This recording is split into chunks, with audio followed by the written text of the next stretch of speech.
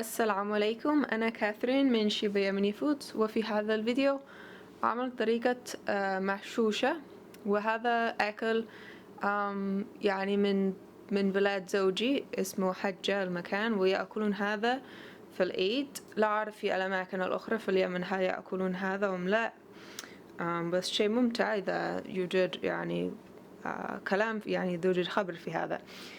وهذا المحشوش يأكلوه في عيد الكبير وعيد الصغير كذلك، ويأكلوا على لحم بقري.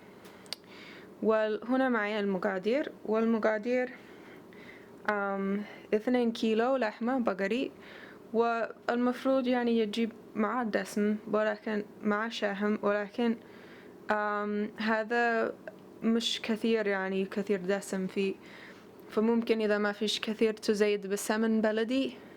وإذا أنت في أمريكا مثل ما أنا الآن في أمريكا ما فيش سمن بلدي، ممكن استبادل زبدة، ما فيش شيء غير ذلك. وبعدين نحتاج بهارات، فلفل أسود وهيل وثوم زيادة شوية، والبهارات الكمون والكركم، بهارات اللحمة يعني، والزر الزر ليس الزر، القرنفل والقرفة، وآخر شيء كزبرة مطحونة.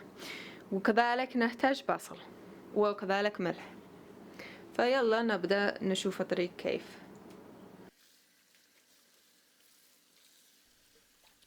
أولا نقوم بتغسيل اللحمة، وثم نخرج منه الدسمة ونخلي الدسم في صحن لحاله، ونقطع اللحمة إلى قطع صغيرة.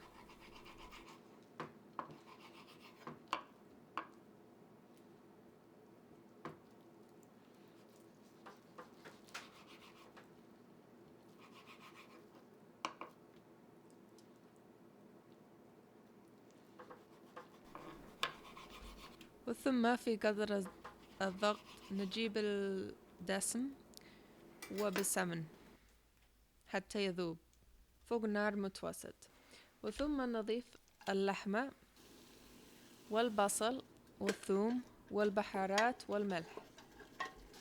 وأنا ما أضيف له ماء لأنه سيخرج ماء من اللحمة نفسه.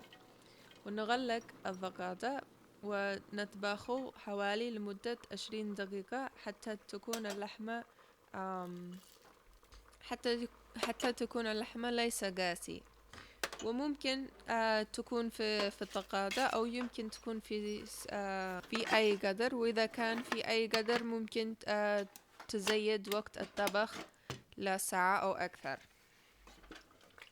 وثم نجهز اللحمة لكي ندخله في الفرن، وتأخذ اللحمة فقط ولا البصل ولا المرق تخليه في القدر. والفرن ولعته من فوق فقط، ولعته من فوق يعني شديد كثير، ودخل اللحمة لمدة 10 دقائق حتى تكون حمراء.